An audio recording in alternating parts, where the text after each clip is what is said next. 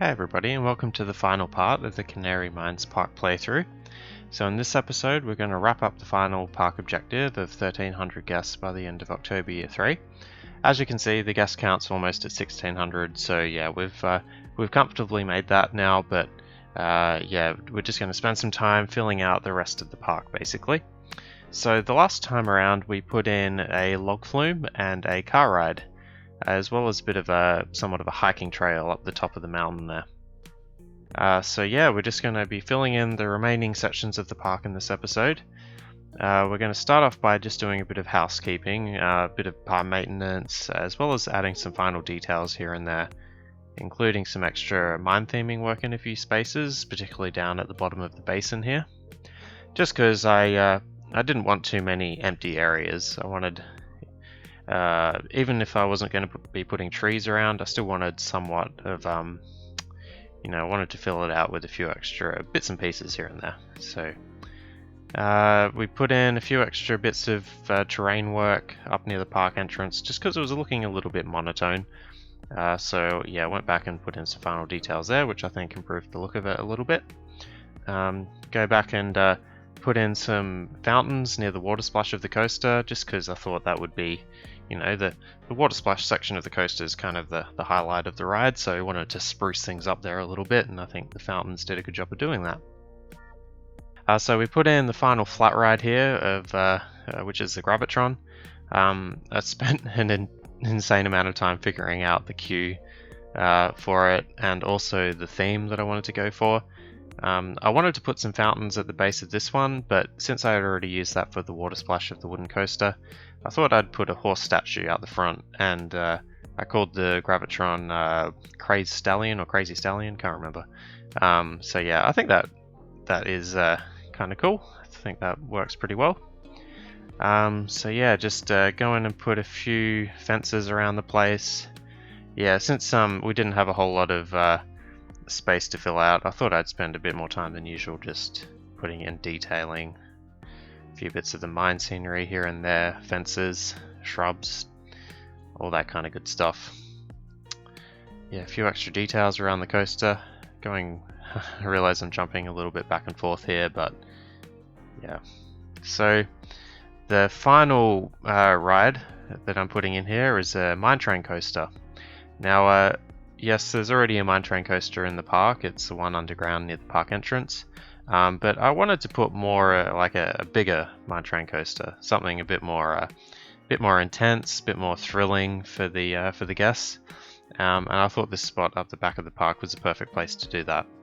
Now, it took me a while to figure out a layout I was happy with. I had, must have been 2 or 3 goes at least of coming up with the layout that I wanted. So this was the final one I came up with. I was actually really happy with it. I think the way that it kind of takes up quite a lot of this terrain and ducks its way in and out of the ground is I think it turned out really nicely. I had a bit of trouble with finishing it off particular.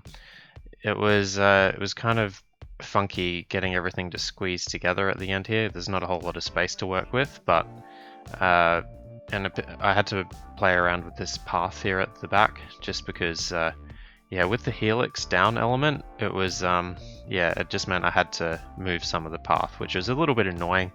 I didn't want to have to do that, but I didn't really see any other way to do it. So anyway, I kind of like that bit which where it just pops out of the ground and goes back in just near the path there. I think that would be kind of a good spot to capture some photos for the guests. So yeah, I liked that bit, and yeah, I really like the ending element, like the couple stacked helixes. Well, they're not really stacked, but there's a helix going one way, then winds back up into the station. Yeah, I think it turned out really well. I'm quite happy with it. So yeah, just filling in the queue and the exit lines. Nothing too special. I really just fill out the space in between the coaster layout with bits of the mine theming set. It's nothing too special. It's really just randomly placing barrels and bits of junk and wheels around everywhere. I probably could have done a little bit more terrain work looking back. Probably could have put a few more shrubs around the place. Just some places could do with a bit of a polish, but yeah, never mind. Yeah, as I said before, I was really happy with how that ride turned out.